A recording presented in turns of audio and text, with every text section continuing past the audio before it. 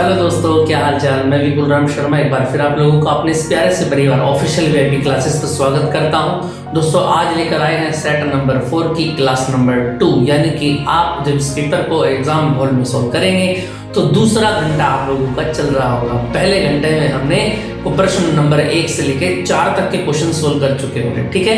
अब आज बात करेंगे हम क्वेश्चन नंबर 5 से अपनी बात को स्टार्ट करेंगे और इस घंटे में 5 और 6 को कंप्लीट खत्म कर देंगे, ठीक है। बाकी का जो कल की क्लास होगी उसमें 7, 8, 9 को कंप्लीट कर देंगे। यही आपका शेड्यूल बनाना है एग्जाम हॉल के अंदर का, ठीक है।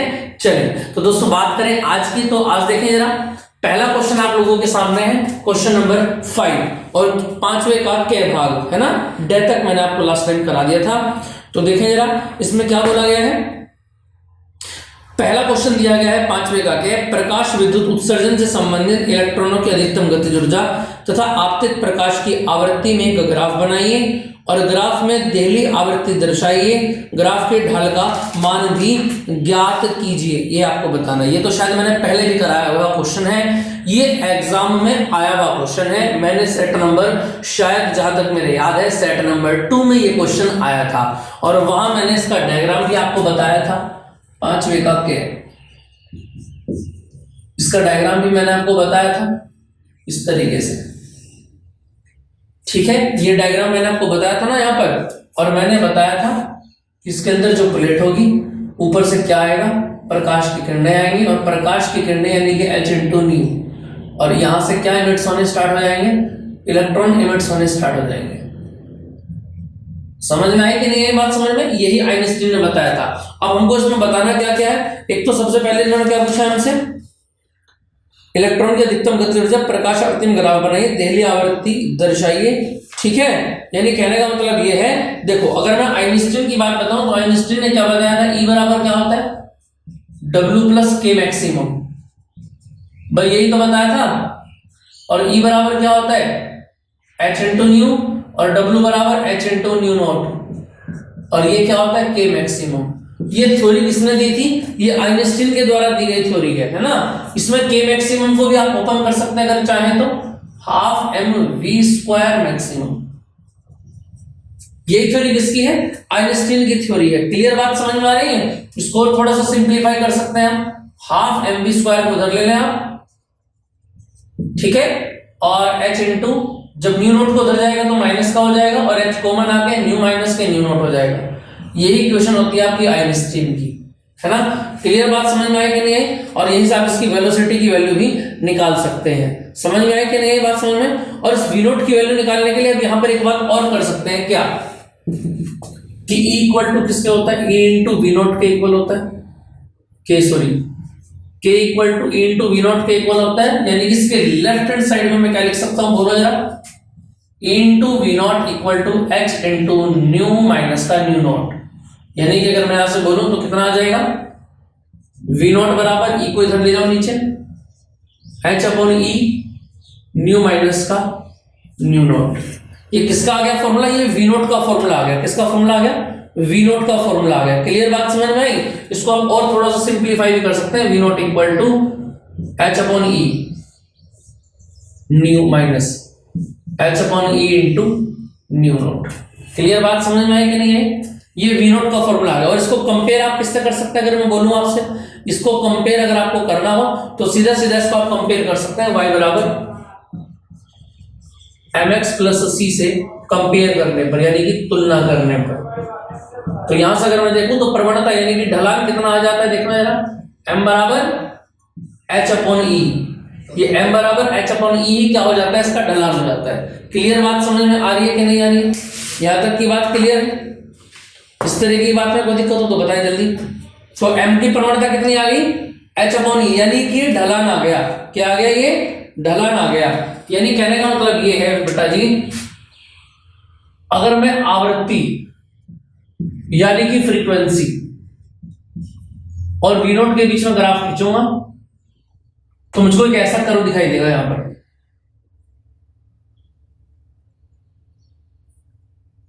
और ये जो प्रवणता बनेगी, इस प्रवणता का मान यहां पर आया है m बराबर H/E आया। आई बात समझ में आ रही। यानी ये कौन सा बिंदु है, जहां से इलेक्ट्रॉन इमिट्स होने स्टार्ट हो गए हैं। आई बात समझ में आनी? इस ग्राफ को आप बना सकते हैं, ये ग्राफ आपसे पूछा गया है, क्लियर है ना? और ये m, ये जो m है प्रवणता, इस प्रवणता का ही दूसरा नाम होता है क्या? tan theta. पढ़ा होगा आपने कक्षा 10 में, नहीं पढ़ा तो ध्यान रखेंगे कि m बराबर क्या होता है? tan थीटा होता है। क्लियर है इतनी बात? चलिए नेक्स्ट बात को देखते हैं, अगले पॉइंट पर आ जाते हैं। क्या बोला गया है? क्वेश्चन नंबर क्या मैंने आपको करा दिया है और 5th क्वेश्चन का। अब बात करते हैं ख प्रश्न की, 5th का ख।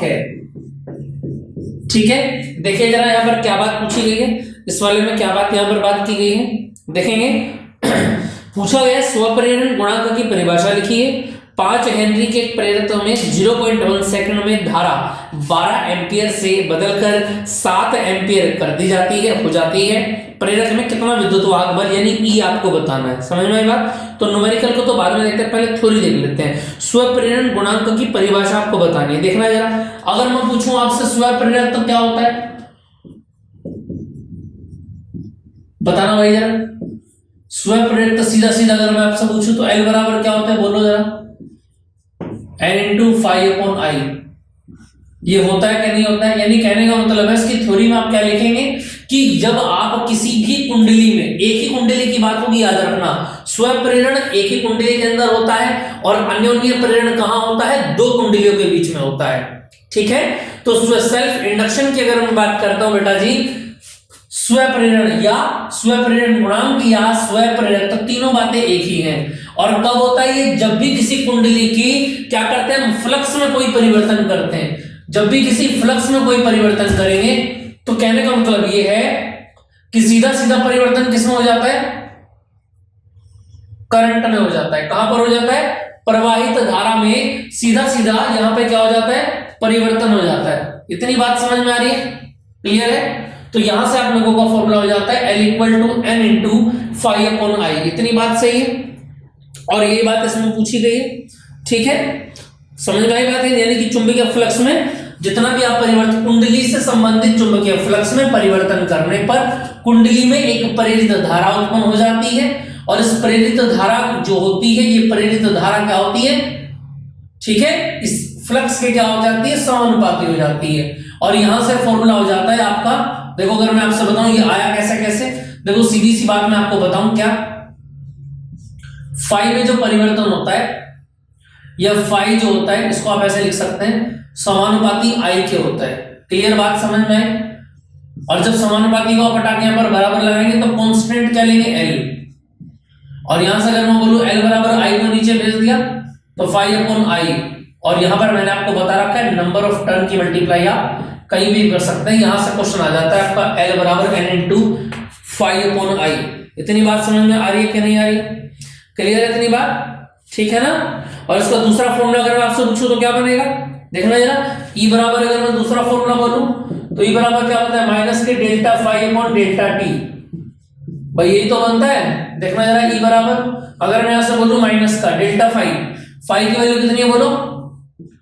L इंटू डेल्टा आई अपॉन डेल्टा टी। भाई ये तो हो सकता है, इससे ज्यादा तो कुछ नहीं हो सकता। E बराबर L कांस्टेंट है, बाहर आ गया, अंदर क्या बचेगा? डेल्टा आई अपॉन डेल्टा टी। और यही आपका बन जाता है फॉर्मूला E बराबर माइनस के L इंटू डेल्टा आई अपॉन डेल्टा टी। क्लियर इतनी बात? यहां तक की बात में कोई दिक्कत? चले अब पूछा क्या क्या क्वेश्चन में, देखने जरा क्या बोला है कि जो धारा है 5 हेनरी का प्रेरक है, यानी L बराबर कितना है? 5 हेनरी क्वेश्चन है जो पूछा गया है। ठीक है, और प्रेरक में 0.1 सेकंड में यानी डेल्टा टी बराबर कितना दिया है? 0.1 सेकंड दिया गया बेटा जी। क्लियर बात समझ में आ रही है ना? क्वेश्चन आपको स्क्रीन पर दिखाई दे रहा होगा। और क्या बात बोली गई है कि धारा जो है वो 12 एम्पियर से कितनी हो जाती है? बदलकर 7 एम्पियर हो जाती है। यानी अगर मैं यहां पर डेल्टा आई निकालता हूं तो 7 माइनस 12 कितना आ जाएगा? देखो जरा, माइनस के 5 एम्पियर आ जाएगा। बात समझ में आई है नहीं? ठीक है, I2 माइनस I1 होता है ना? हाँ, तो 12 से 7 हो गई है, यानी कि I1 का मान कितना है? 12 है, और I2 का मान कितना है? 7 एम्पियर है। प्रेरक में कितना विद्युत वाहक बल होगा? E बराबर क्या?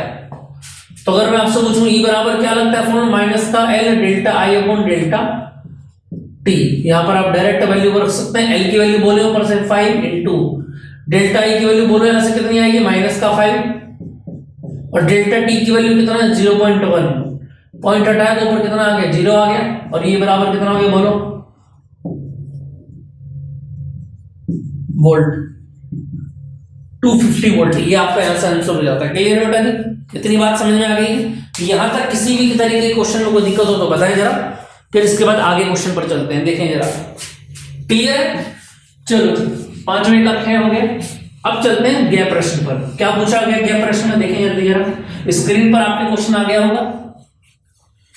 गया में क्या बोला गया भैया, गया में देखना जरा, गया में बोला गया है व्हीटस्टोन सेतु का परिपथ खींचिए और किरचॉफ के नियम हेतु संकलक के प्रतिबंध का व्यंजन प्राप्त कीजिए। गया, ये व्हीटस्टोन सेतु तो मैंने आपको बताया भी था, और जो बच्चे वीडियोस देख रहे हैं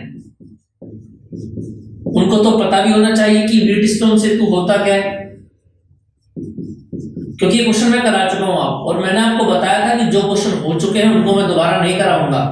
थोड़ा सा इसके बारे में आपको बता देता हूं, यहां पर क्या बात होती है, देखो थोड़ा सा इसके बारे में मैं आपको डिस्कस कर रहा हूं बस केवल, बाकी तो प्रूफ मैंने करा रखा है, क्योंकि अच्छा क्वेश्चन है इसलिए मैं आपको यहां पर दोबारा बता रहा हूं एक बार। देखो जी, ये बैटरी ऐड कर दिया हमने। अब अगर किसी भी परिपथ में समांतर चतुर्भुज के अनुरूप 4 प्रतिरोध इस तरीके से जुड़े हुए हो, जैसे कि आपको ये दिखाई दे रहे हैं सामने, और इनके जो विकर्ण है, विकर्णों के अनुरूप एक धारामापी G और एक की K जुड़ी हुई हो, यहां से करंट जितना निकलेगा हम जानते हैं, घूम फिरने के बाद में उतना ही करंट वापस आ जाएगा माइनस में। इतनी बात हम मान करके चलते हैं। अब व्हीटस्टोन सेतु में क्या बात बताएगी मैं आपको बता देता हूं, लिख नहीं रहा हूं यहां पर क्योंकि मैं करा चुका हूं बेटा जी, है ना।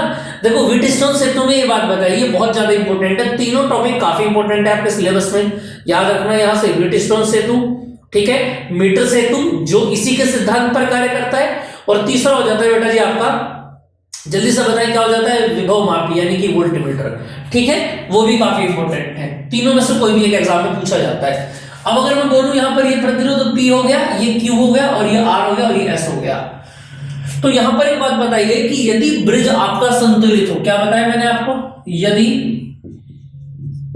ब्रिज कैसा हो जी, ब्रिज संतुलित हो, तो यहां पर एक बात प्रूफ हो जाती है क्या, कि दोनों का अनुपात बराबर होता है सामने वाले दोनों के अनुपात के बराबर। आ रही है बात समझ में, क्या नहीं आ रही? और इसी बात को यहां पर प्रूफ भी किया जाता है, अगर आप नोट करेंगे, जैसे यहां पर धारा क्या आ रही थी, आई आ रही थी, यहां पर कितनी जाएगी I1, और यहां पर कितनी जाएगी देखो जरा I2, ठीक है। ये जब धारा यहां से होकर निकलेगी तो ये I3 बन जाएगी, लेकिन इसके अंदर भी कोई ना कोई धारा जाएगी जिसको मैंने बोल दिया I4, और यहां से जो देखो यहां से कौन आ रही है पीछे से, I2, है ना, और गैल्वेनोमीटर में से निकलने के बाद धारा का मान हो गया 4, तो आगे जब जाएगी तो क्या बनेगी बोलो, I4 प्लस I2 बनेगी कि नहीं बनेगी, और ऊपर से कितनी आ रही है, I3 आ रही है। क्लियर बात समझ में आ रही है। अगर यहां पर आप किरचॉफ का नियम लगाते हैं, क्या लगाते हैं, किरचॉफ का द्वितीय नियम, ये लूप 1 हो गया और ये लूप 2 हो गया, ऐसे तो घूमेंगे लूप में भाई, लूप 1 में, और हमको पता है सिग्मा ई बराबर क्या होता है, बोलो जल्दी से, सिग्मा आई आर, ये मैंने करा रखा है, मैं बता रहा हूं फिर आप लोगों को। जब आप यहां से घूमना स्टार्ट करेंगे तो घूम फिर के आने के बाद ई तो हो गया 0, जब यहां से चले आप तो I1 की मल्टीप्लाई किसमें हो गई, P में हो गई, और जब यहां से घूम करके आ रहे थे यूं आई, ये जा रहा है ऐसे, लेकिन आप आ रहे हैं ऊपर से नीचे, तो ये कैसा रहेगा, माइनस का I2, और प्रतिरोध कितना है Q2, यानी अगर मैं बोलूं आपसे I1 P बराबर, ये इधर रेट में कितना हो जाएगा I2 को, यानी कि I1 अपॉन I2 बराबर Q बटे P। आ रही है बात समझ में, इक्वेशन नंबर 1, यहां तक की बात समझ में आ गई। अब अगर मैं बोलूं कि किरचॉफ के नियम से लूप नंबर 2 में सिग्मा ई बराबर सिग्मा ई, फिर दोबारा से लगाएं, सिग्मा ई बराबर सिग्मा ई, जब इसमें लगाएंगे तो कितना हो जाएगा, ये तो 0 हो गया। अब इधर आ जाओ, यहां से घूमना स्टार्ट करा तो I3 की गुणा किसमें हो गई बोलो, R में हो गई। क्लियर है, चलो जी लेकिन जब ऊपर से यहां से आ रहे थे ऐसे, जब ये आ रहे थे ऐसे, लेकिन ये जा रहा है ऐसे, हम तो आ रहे हैं ऊपर से यूं, और ये जा रहा है ऐसे ऊपर से, तो माइनस का बनेगा करंट, क्या बनेगा I4 प्लस I2, और प्रतिरोध कितना है S। यानी कहने का मतलब ये है कि I3 इंटू R बराबर किसके हो गया बोलो, I4 plus I2 into S। Clear है। अब यहां से एक बात ध्यान रखेंगे, यदि ब्रिज, अब मैंने यहां से एक बात मानी है कि ब्रिज कैसा संतुलित है, यदि ब्रिज संतुलित हो, तो यदि ब्रिज संतुलित है तो कहने का मतलब ये है कि कनेक्शन यहां से भी कट गया और यहां से भी कट गया। इसका मतलब जो I1 यहां पर था वही आगे जा रहा है, यानी I3 जो है वो किसके बराबर होगा बोलो, I1 के बराबर होगा कि नहीं होगा। और अगर ब्रिज संतुलित है, इसके अंदर कोई धारा नहीं गई है, तो I4 भी होने का कोई मतलब नहीं बनता, यानी I4 भी कितना बन जाएगा बेटा जी, 0 बन जाएगा। आ रही है बात समझ में कि नहीं आ रही, पहले ये बात बताओ जल्दी से जरा, क्लियर बात समझ में आ रही है, ठीक है, समझ में आया। ब्रिज संतुलित होने का मतलब बेटा जी है, फिर बता रहा हूं आपको, ये जो करंट यहां था यही करंट आगे जाएगा, ये रहा, यानी I1 था तो I1 ही आगे जाएगा, इसके अंदर कुछ नहीं है, क्योंकि कनेक्शन यहां से भी हट गया और यहां से भी हट गया, यानी कि I3 होने का मतलब ही नहीं है। I3 कौन है, I1 ही तो है, तो I3 बराबर I1 हो गया, और I4 कितना बनेगा, 0 बनेगा। तो यहां से अगर मैं बोलूं I3 की जगह क्या लिखेंगे आप, I1 इंटू R बराबर, यहां से बोलो कितना बनेगा, I4 तो 0 हो गया, और ये बनेगा I2 इंटू S, यानी कि इसका बराबर रेशो निकालें, I1 अपॉन I2 बराबर S बटे R। Equation number 2, first and second को अगर आप करेंगे, now from first and second दोनों को इम्प्लाइज करते हैं, Q अपॉन P बराबर किसके देगा बोलो, S अपॉन R, यानी इसको अगर आप करते हैं P बटे Q बराबर R बटे S। क्लियर बात समझ में आ रही है कि नहीं आ रही।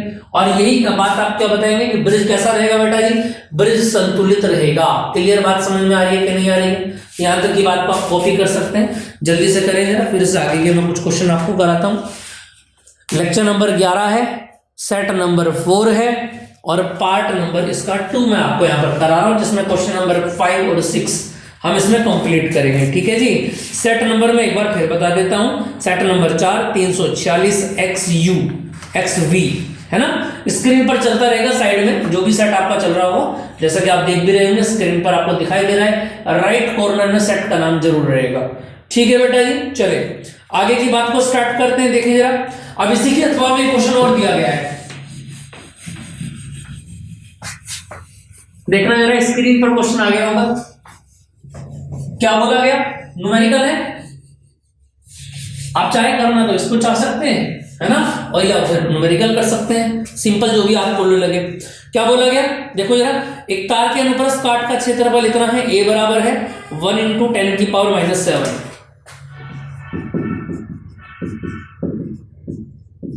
मीटर स्क्वायर, ठीक है।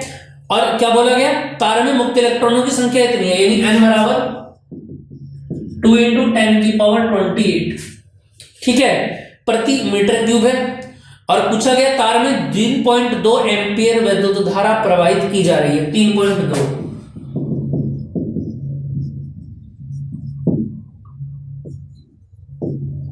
ठीक है, ये क्या के साथ अथवा में है, ठीक है बेटा जी। और क्या बोला गया, तार में धारा घनत्व तो बताइए J बराबर क्या, तो देखना जरा J बराबर क्या होता है बोलो, I अपॉन A तो होता है, I बोलो कितना है 3.2, और A कितना है बोलो 1 इंटू 10 की पावर -7, तो J कितना हो जाएगा बोलो, होगा कि नहीं होगा, ampere per metre square. Simple सा क्वेश्चन है, मेरे हिसाब से तो इसको आप ज्यादा करते तो ज्यादा अच्छा रहता, दोनों 3 मार्क्स के हैं। दूसरे भाग में क्या पूछा गया, धारा घनत्व, क्या पूछा गया, धारा घनत्व तार में,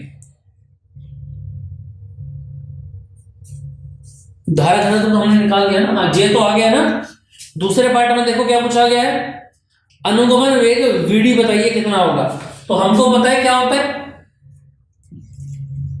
VD बराबर क्या होता है, I अपॉन NE, यही तो होता है। लेकिन एक बात ध्यान रखना, अनुगमन वेग पूछा है ना, हाँ देखो जरा, अब यहां से एक बात ध्यान रखना, I अपॉन A तो मैंने निकाल लिया है, तो I अपॉन A को आप अलग निकाल दें एकदम, क्या लिख सकते हैं इसको, I अपॉन A को बोलो J लिख सकते हैं, तो J बटे कितना हो गया बोलो, N इंटू E, समझ गए, अगर ये जे ना निकाला होता तो पूरा लिखना पड़ता। जे को बोलो कितना है 3.2 इंटू 10 की पावर 7 बेटा जी।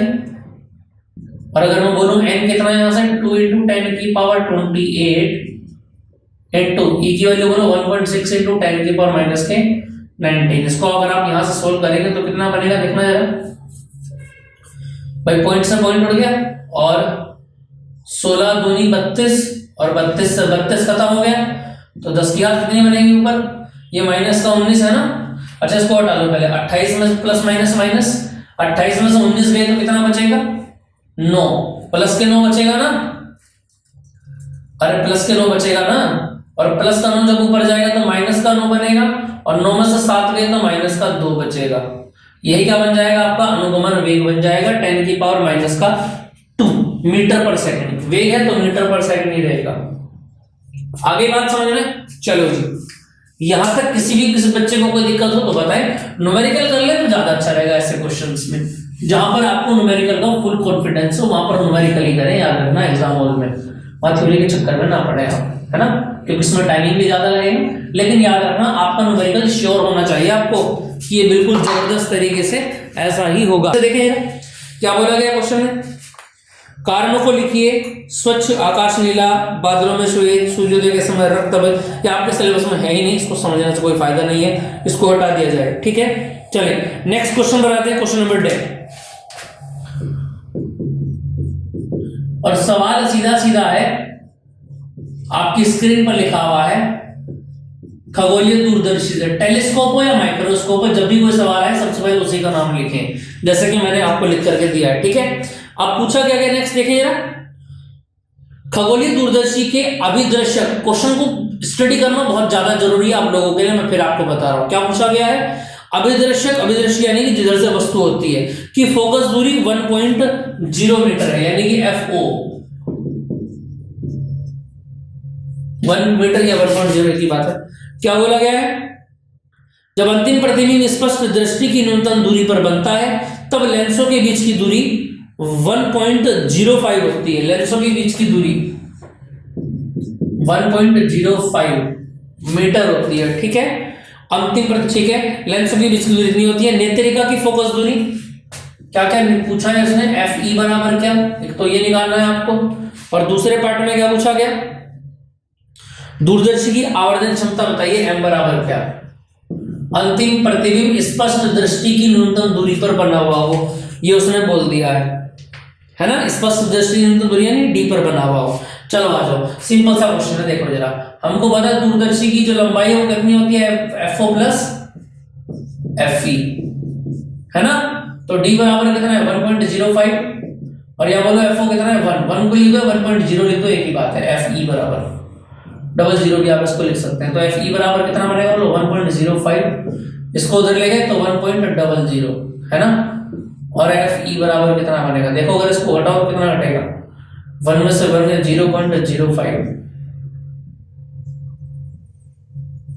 सेंटीमीटर है तो सेंटीमीटर, या मीटर है तो मीटर, तो 0.05 इसका मीटर हो गया, FE हो गया। और दूसरे में क्या पूछा गया, देखना जरा, दूसरे में क्या पूछा गया है, ये मीटर है, हाँ ठीक है। और दूसरे में पूछा गया M निकालिए, तो M बराबर क्या बनेगा, बोलो माइनस के FO अपॉन FE, इधर आ जाओ, M बराबर माइनस के FO बोलो कितना है ऊपर से 1 मीटर, और FE भी कितना है बोलो 0.05 मीटर। समझ में आ रही है बात या नहीं। तो यहां से जब आप इसको हटाएंगे तो कितना आ जाएगा, ये 100 आ जाएगा। और M बराबर कितना बनेगा बोलो, माइनस के 5 से डिवाइड कर दो, 20 मीटर। क्लियर है, यहां तक कोई दिक्कत हो तो बताएं जल्दी, समझ में आ गई बात। चलिए नेक्स्ट पर चलते हैं, देखें जरा, ये आपको समझ में आ गया होगा। चलिए भैया देखो जी, नेक्स्ट क्वेश्चन क्या बोला गया। अब काफी सारे क्वेश्चन ऐसे होंगे जो रिपीट होंगे बेटा जी आपके, ठीक है। क्वेश्चन नंबर 6 और खंड आ जाता है आपका ये,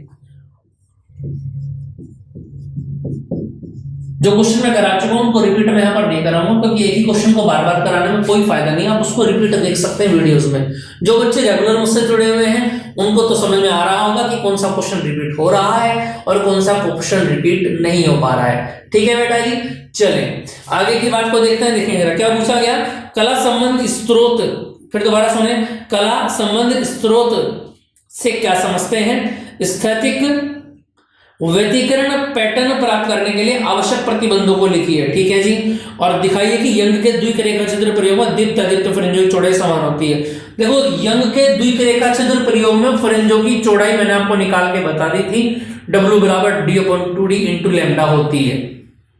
आ रही है बात समझ में? ये डेरिवेशन मैं आपको करा चुका हूं, X N भी हमने वहां पर निकाल लिया था, फिर भी आपको थोड़ा सा हिंट दे देता हूं जिससे आप उसी वीडियोस में अपने आप पहुंच जाए। उससे पहले क्या पूछा गया है? कला संबंध स्रोत पूछा गया है। क्या पूछा गया? कला संबंध स्रोत। देखो, कला संबंध स्रोत क्या होता है मैं आपको बताऊं।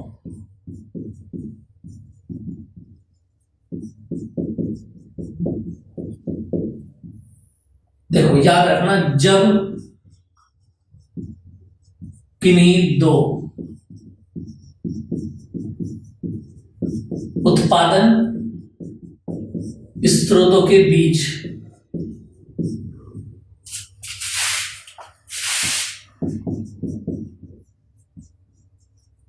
प्रारंभिक कलाओं का अंतर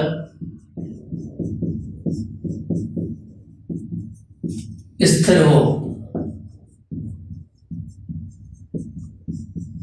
अर्थात सदैव नियत रहे, तो यह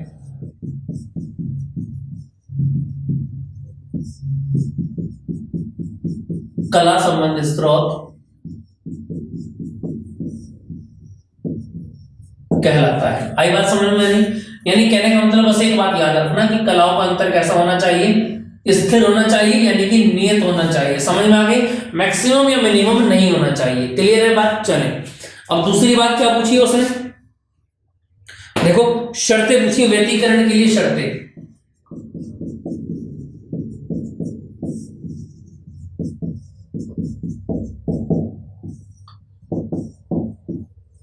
अब अलग अलग शर्तें हैं व्यतिकरण के लिए। अगर मैं आपसे बोलूं तो याद रखना, क्या व्यतिकरण के लिए क्या होना चाहिए? तो याद रखना,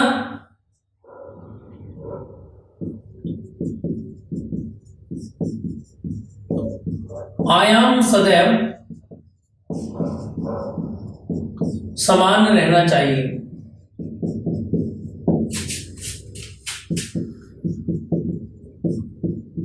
उत्तम व्यतिकरण की शर्त। ये किसकी शर्त यहां पर बताई गई है? जो परफेक्ट आपका इंटरफेरेंस होगा उसकी शर्त यहां पर बताई गई है। क्लियर बात समझ में आ रही है कि नहीं आ रही है? इतनी बात समझ में आ रही है? ठीक है। और देखिए जरा दूसरी बात क्या होती है कि जो दो तरंगे हैं, दोनों तरंगों की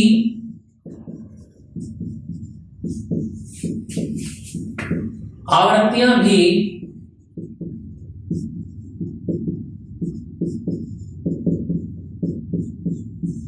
समान होनी चाहिए। आवृत्तियां भी कैसी होनी चाहिए? समान होनी चाहिए। और तीसरी बात यह है क्या कि दोनों के दोनों परस्पर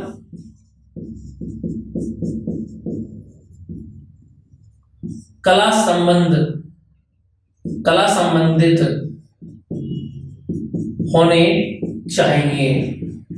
आगे बात समझ में? यहां तक किसी को कोई दिक्कत हो तो बताएं जल्दी जरा। इस तरीके की शर्तों में किसी को कोई दिक्कत हो? क्लियर बात समझ में आ रही है? ठीक है। इसके बाद यंग का द्विरेखा छिद्र प्रयोग मैंने आपको बता ही दिया था कि कैसे कैसे होता है, उसको आप वहां से कंप्लीट कर सकते हैं। ठीक, वो मैं करा चुका हूं। तो यंग का जो मैंने आपको बताया था द्विरेखा छिद्र प्रयोग, उसको आप कंप्लीट कर लेंगे, मैंने करा चुका हूं उसको मैं। ठीक है, यहां मैं दोबारा कराऊंगा तो इतने में तो काफी आगे के क्वेश्चंस मैं यहां पर आपको करा सकता हूं। ठीक है बेटा जी, क्लियर है बात? पीछे की वीडियोस आप देख सकते हैं, वहां मैंने व्यतिकरण का डेरिवेशन कंप्लीट बता रखा है। शायद लेक्चर नंबर, अगर मैं बात करूं सेट नंबर 1 में ही हमको एक क्वेश्चन मिला था, वहां से आप उसको देख सकते हैं। ठीक है, चलिए नेक्स्ट की अगर मैं बात करता हूं, क्या बोला गया नेक्स्ट क्वेश्चन में? देखें अगले क्वेश्चन में क्या बोला गया है। चलो जी, अगले क्वेश्चन में आया है कि एक पतले झिर्री द्वारा पर्दे पर बने विवर्तन प्रारूप के तीव्रता वितरण का आरेख बनाइए। समझ में आ रही है बात या नहीं? यानी आपको यहाँ पर क्या बताना है, और 5000 एंगस्ट्रॉम तरंग दैर्घ्य का इतनी सेंटीमीटर चौड़ी झर्री पर अभिलंबित पड़ता है। द्वितीय निम्नलिखित की कोणीय स्थिति तथा केंद्रीय अवशिष्ट की कोणीय चौड़ाई की गणना कीजिए। क्लियर बात समझ में? चलो सबसे पहले हम झिर्री से प्रकाश का परावर्तन देखेंगे। क्या देखेंगे? अथवा का क्वेश्चन है।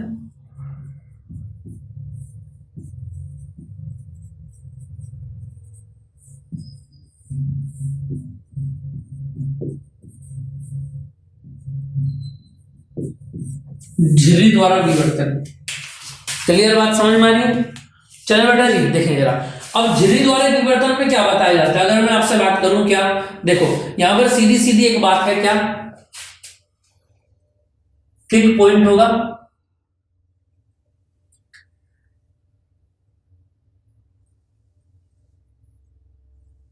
जिसके सामने इस तरीके से एक लेंस बना हुआ होगा।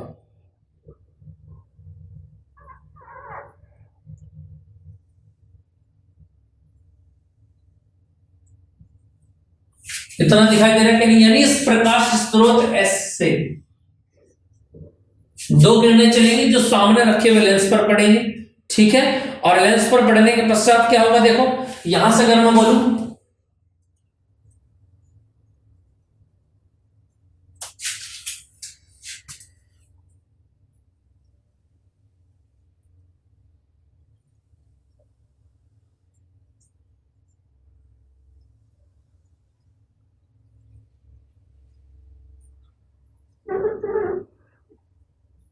चलो जी इतनी बात समझ में आ रही है कि नहीं आ रही है भाई? इतनी बात समझ में आ रही है कि नहीं आ रही? देखो जरा, यहां से दो किरणें जाएंगी, एक किरण ये जाएगी और एक किरण ये जाएगी। क्लियर बात समझ में आ रही है? ठीक है। और यहां पर जो बीच का सरफेस बनेगा, सेंटर पॉइंट, उसको हम कह देंगे ए बी। ए ये वाला पॉइंट है और ये वाला पॉइंट है आपका बी। आई बात समझ में कि नहीं आई? इतनी बात क्लियर है? अब यहां से जो दो किरणें जाएंगी वो कहां पर मिलेंगी जाकर के? सामने पर्दे पर जाकर के मिलेंगी।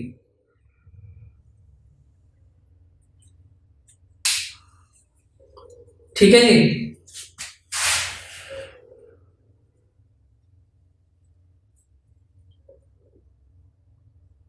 ये हो जाता है आपका पर्दा। सभी को बात समझ में आ रही है कि नहीं आ रही? क्लियर बात समझ में आ रही है? ठीक है, दो किरणें गई, यहां से गई और यहां से होकर के यहां पर जाएंगे। अब कुछ बिंदुओं पर ये क्या बनाएंगी? उच्चिष्ट बनाएंगे, और कुछ बिंदुओं पर ये निम्निष्ट बनाएंगे। आ रही है बात समझ में कि नहीं आ रही? और इसी सेंटर पॉइंट के बीच में यहां पर क्या होगा, अगर मैं आपसे बोलूं, देखो जरा, ये जो ए बी पूरी की पूरी लेंथ है, इस ए बी को हमने माना है ई।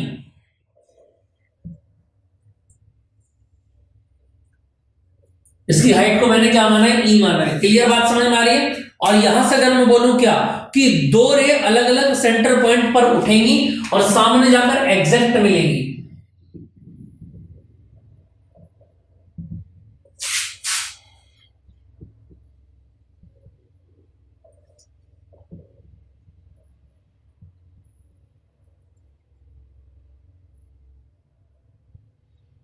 ये पॉइंट आपको दिखाई दे रहे होंगे। दिखाई दे रहे हैं कि नहीं दिखाई दे रहे? समझ में आई कि नहीं आई बात? और ए बी से अगर मैं इसके ऊपर लंब डालता हूं तो लंब कहां पर डलेगा, अगर मैं यहां से देखता हूं,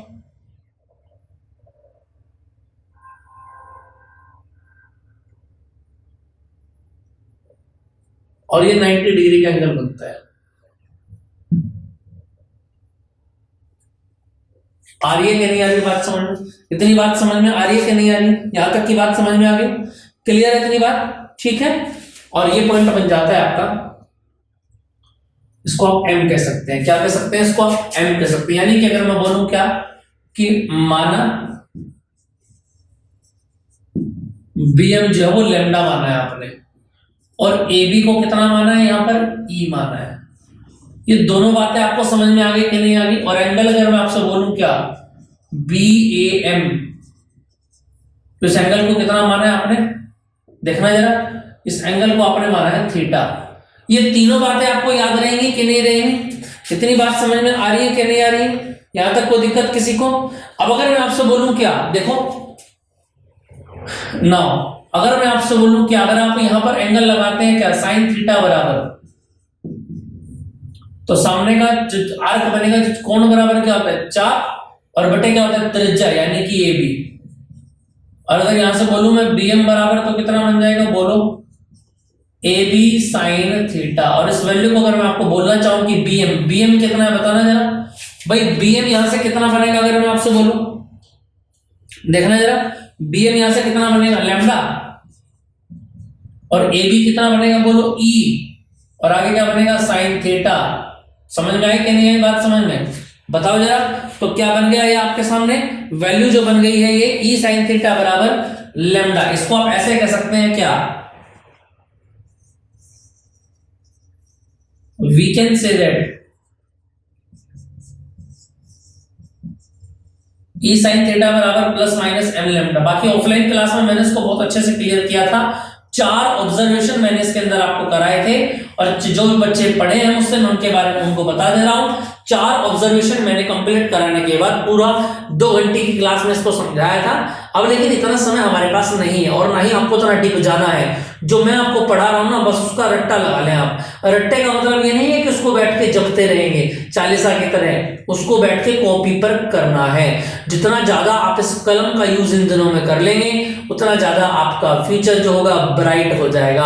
आपका जो मार्कशीट छपने वाली है, आपकी जो जन्मपत्री बनने वाली है पूरी जिंदगी के लिए, वो याद रखना, वो मतलब ब्राइट बन जाएगी। क्लियर है? तो इनकी प्रैक्टिस करनी है क्वेश्चंस की, बस आपको और कुछ नहीं करना है। चले, ये समझ में आ गया होगा आपको। तो ई साइन थीटा बराबर किसके हो गया, प्लस माइनस एम लैम्डा के। और यहां याद रखना, जहां एम बराबर कितना हो जाता है, 1 2 3 एंड सो, इस तरीके से यहां पर काउंटिंग इसकी स्टार्ट हो जाती है। क्लियर बात समझ में आई? और यही क्या आ जाता है, इसका फॉर्मूला आ जाता है। क्लियर है? आई बात समझ में? नहीं क्लियर है? इसको आप ऐसे भी कह देते हैं कई बार कि क्या, थीटा जो है छोटा कोण है, इसलिए साइन थीटा जो है वो सिमिलर हो जाएगा थीटा के।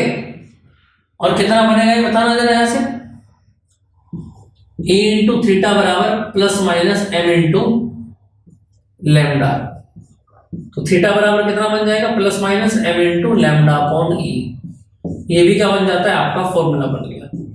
आई बात समझ में कि नहीं आई? इस फॉर्मूले को आप अच्छे से याद रखेंगे, इसका आप इसको कंप्लीट भी कर सकते हैं। क्लियर बात समझ में आ रही है कि नहीं आ रही है ना? तो यहां पर आप क्या कर सकते हैं, इसकी वैल्यू भी निकाल सकते हैं। वैल्यू कैसे निकालेंगे अगर मैं आपको बोलूं, देखो m की वैल्यू अगर आप पुट करेंगे तो कितना वैल्यू निकल के आएगा, बोलो।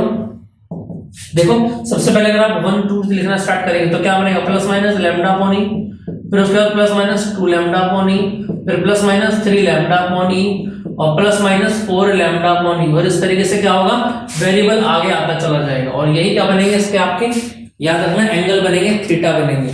क्लियर बात समझ में आ रही है कि नहीं आ रही है? यहां तक कोई दिक्कत किसी को? क्लियर बात समझ में आ रही है? ठीक है, चलिए। और जो विषम संख्या होती है वो गौण उच्चिष्ट बनाती है। क्या बनाती है, गौण उच्चिष्ट बनाती है विषम संख्या में। अगर मैं आपसे बोलूं गौण उच्चिष्ट क्या होते हैं, तो याद रखना जितनी भी विषम संख्या है, विषम का मतलब ये हो गया, देखो जरा यहां से क्या बनेगा, 3 lambda upon e plus minus 5 lambda upon e plus minus 7 lambda upon e. इस तरीके से जो गए गौण उच्चिष्ट बनाएंगे। क्लियर बात समझ में आ रही है? यहां तक कोई दिक्कत किसी को? क्लियर आ गई बात समझ में? चलो जी, इसके ग्राफ की अगर मैं बात करूं आपसे, तो ग्राफ कैसा बनेगा, देखो जी, इस डायग्राम को बहुत अच्छे से ध्यान रखेंगे आप लोग।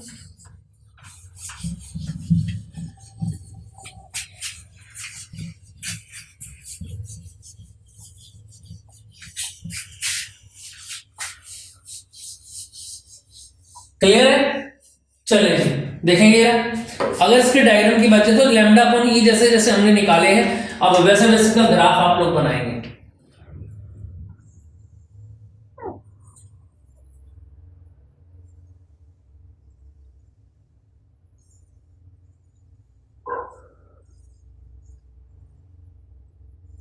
ग्राफ तो दिख ही रहा होगा आप लोगों को, समझ में आ रही है कि नहीं आ रही है बात समझ में? ठीक है, अब ये क्या होता है, आपका मुख्य उच्चिष्ट होता है, याद रखना, सबसे बीच वाला जो होता है,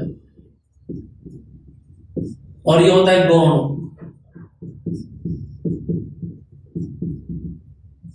आ रही है कि नहीं आ रही बात? बिल्कुल ऐसी ग्राफ का बनेंगे।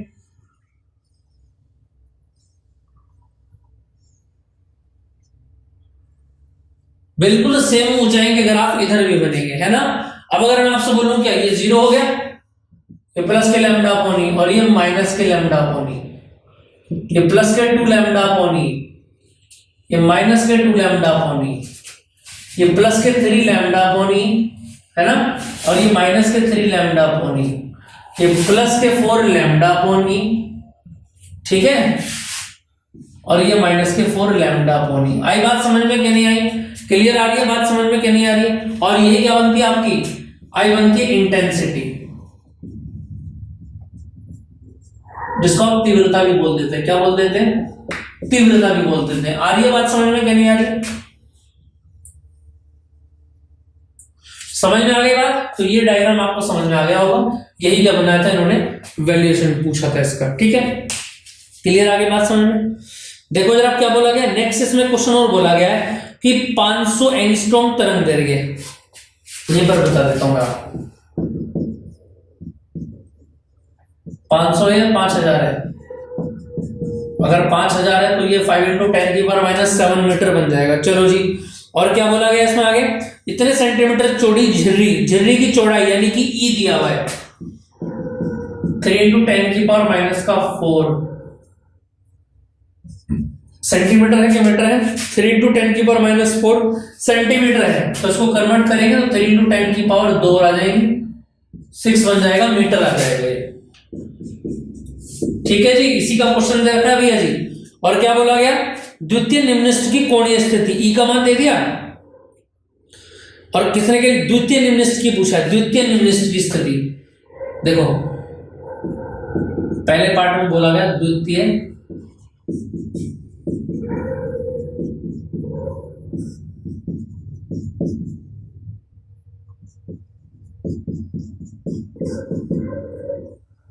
द्वितीय निम्नलिखित की, अगर मैं निम्नलिखित की बात करूं तो क्या फॉर्मूला बनता है देखना जरा, थीटा बराबर ±m लैम्डा अपॉन ई, बनता है कि नहीं बनता है बताना जरा। द्वितीय तो θ2 बन गया, बोलो ऊपर से m कितना बनेगा दूसरा, और लैम्डा कितना है 5 × 10⁻⁷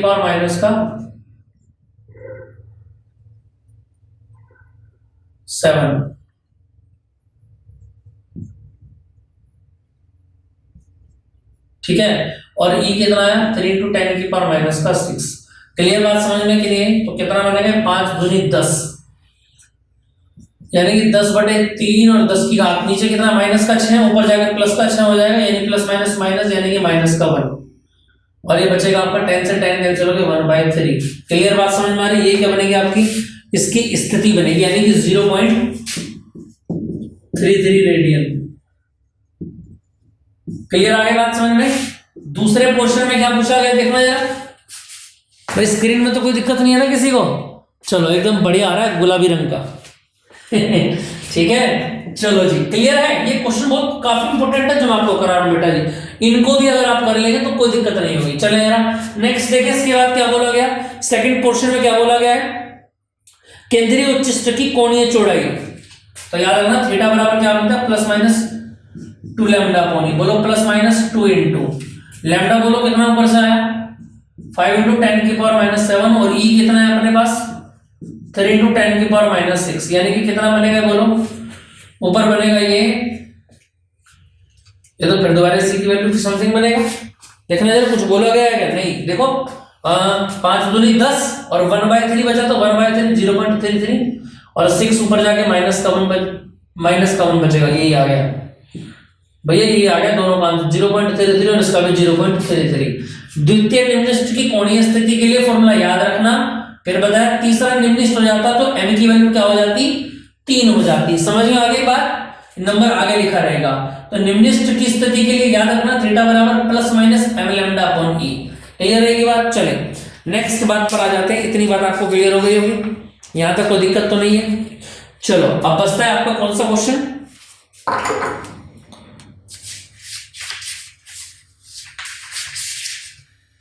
7, 8 और 9। क्लियर है? चलो बेटा जितना समझ में आ गया आपको, चले इससे आगे का नेक्स्ट वीडियो, इसी वीडियो का आपको पार्ट नंबर 3 मिलेगा। इससे आगे के सेट में कोशिश करूंगा बेटा जी एक ही क्लास में 1 घंटे की क्लास में मैं पूरा सेट आपको समझा पाऊँ। समझ में आ रही? ऐसा उम्मीद मैं मान करके चल रहा हूँ, क्योंकि काफी क्वेश्चन सब रिपीट होने स्टार्ट हो जाएंगे, जिनको मैं डायरेक्ट आपको समझा के बोल करके समझा के आगे चल सकता हूँ। मुझको ऐसे लिखना नहीं पड़ेगा। ठीक है, तो मिलते हैं नेक्स्ट क्लास में। तब तक बने रहिए ऑफिशियल वीआईपी क्लासेस के साथ और ढेर सारा प्यार हमको देते रहिए और सब्सक्राइब एंड शेयर में कमी बिल्कुल मत छोड़िए। जय हिंद दोस्तों।